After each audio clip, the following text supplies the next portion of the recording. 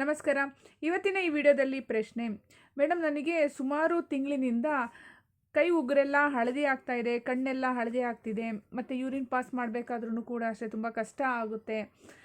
Body ಎಲ್ಲನೂ ಕೂಡ ಅಷ್ಟೇ ಹಳದಿ ಹಳದಿ ಥರ ಎಲ್ಲ ಕಾಣಿಸ್ತಾ ಇದೆ.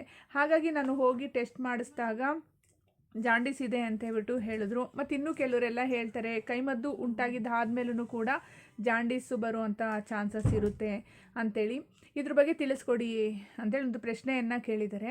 ಹೌದು, ಕೆಲವು ಟೈಮಲ್ಲೆಲ್ಲ ಕೈಮದ್ದು ಉಂಟಾದಾಗ ಜಾಂಡೀಸ್ ಪ್ರಾಬ್ಲಮ್ ಬರುತ್ತೆ, ಮತ್ತು ಲಿವರಿಗೆ ಸಂಬಂಧಪಟ್ಟಿರ್ತಕ್ಕಂಥ ಪ್ರಾಬ್ಲಮ್ಮು ಕೂಡ ಬರುತ್ತೆ. ಈ ಕೈಮದ್ದು ಬಂದಿದ್ದಾದಮೇಲೆ ಕೆಲವೊಂದು ಸಿಂಪ್ಟಮ್ಸ್ಗಳನ್ನೆಲ್ಲ ನಾನು ಆಲ್ರೆಡಿ ವೀಡಿಯೋಗಳಲ್ಲೆಲ್ಲ ಸುಮಾರು ತಿಳಿಸ್ತಾನೆ ಬಂದಿದ್ದೀನಿ. ಒಬ್ಬರೇ ಕೂತ್ಕೋಬೇಕು ಅಂತ ಅನ್ಸೋದು, ನರನಾಡಿಗಳೆಲ್ಲ ಹಿಡ್ದಂಗೆ ಆಗೋ ಅಂಥದ್ದು, ಎಲ್ಲೂ ಕೂಡ ಗಮನ ಹರಿಸೋದಕ್ಕೆ ಆಗೋದಿಲ್ಲ, ಯಾವ ಕಡೆ ಕೆಲ್ಸಕ್ಕೆ ಹೋಗಬೇಕು ಅಂತಲೂ ಕೂಡ ನಮ್ಗೆ ಇಂಟ್ರೆಸ್ಟು ಕೂಡ ಬರೋದಿಲ್ಲ, ಈ ಥರ ಎಲ್ಲ ಸಮಸ್ಯೆ ಉಂಟಾಗುತ್ತೆ. ಮತ್ತು ಒಬ್ರಿಗೊಬ್ರು ಜಗಳ ಆಡೋ ಅಂಥದ್ದು, ಇದಕ್ಕಿದ್ದಂಗೆ ಜನಗಳು ನಮ್ಮ ಮೇಲೆ ಆಪೋಸಿಟಾಗಿ ಮಾತಾಡೋ ಅಂಥದ್ದು, ಚೆನ್ನಾಗೇ ಮಾತಾಡ್ತಾ ಇರ್ತಾರೆ, ಮಾತು ಬಿಡೋ ಅಂಥದ್ದು, ಹೀಗೆ ಏನೇನೋ ಎಲ್ಲ ಸುಮಾರು ಸಮಸ್ಯೆಗಳೆಲ್ಲ ಉಂಟಾಗ್ತಾ ಹೋಗುತ್ತೆ.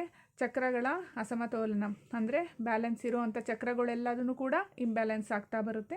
ಇದರಿಂದ ಚಕ್ರಗಳಿಂದ ನಾವು ಏನೇನೆಲ್ಲ ಒಳ್ಳೆಯದನ್ನು ಪಡಿತಾ ಇರ್ತೀವೋ ಆ ಒಳ್ಳೆಯದನ್ನೆಲ್ಲ ಪಡೆಯೋದಕ್ಕೆ ಆಗೋದಿಲ್ಲ. ಈ ಥರದ ಸುಮಾರು ಸಮಸ್ಯೆಗಳನ್ನು ಕೂಡ ಉಂಟಾಗುತ್ತೆ. ನೀವು ಕೇಳಿರೋ ಪ್ರಶ್ನೆಗೆ ಉತ್ತರ ಏನಪ್ಪ ಅಂತ ಅಂದರೆ, ಕೆಲವು ಟೈಮಲ್ಲಿ ಕೈಮದ್ದು ಉಂಟಾದಾಗ ಜಾಂಡೀಸ್ ಆಗುವಂತಹ ಚಾನ್ಸಸ್ಸು ತುಂಬಾ ಇರುತ್ತೆ. ನೋಡೋದ್ರಲ್ಲ ವೀಕ್ಷಕರೇ, ಇವತ್ತಿನ ಈ ವಿಡಿಯೋ ಇಷ್ಟದೆ ಲೈಕ್ ಮಾಡಿ. ನೆಕ್ಸ್ಟ್ ವೀಡಿಯೋಸ್ಕೊಂಡು ನೋಡಬೇಕು ಅಂದರೆ ಸಬ್ಸ್ಕ್ರೈಬ್ ಮಾಡ್ಕೊಳ್ಳಿ. ನೆಕ್ಸ್ಟ್ ಇನ್ನೊಂದು ಒಳ್ಳೆಯ ವಿಡಿಯೋದೊಂದಿಗೆ ಭೇಟಿಯಾಗೋಣ. ನಮಸ್ಕಾರ.